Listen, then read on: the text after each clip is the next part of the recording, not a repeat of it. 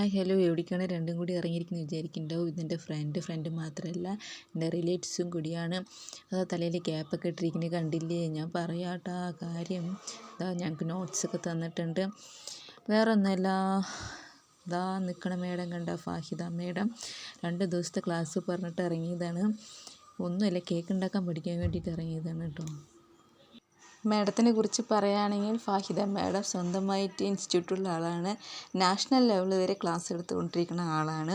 ശരിക്കും പറഞ്ഞാൽ ഞങ്ങൾ ലേറ്റായിട്ടാണ് അവിടെ എത്തിയത്. അതുകൊണ്ട് 2 കേക്ക് ഓൾറെഡി അവർ ഉണ്ടാക്കി കഴിഞ്ഞു. അതാണ് കാണിക്കണത് കേട്ടോ.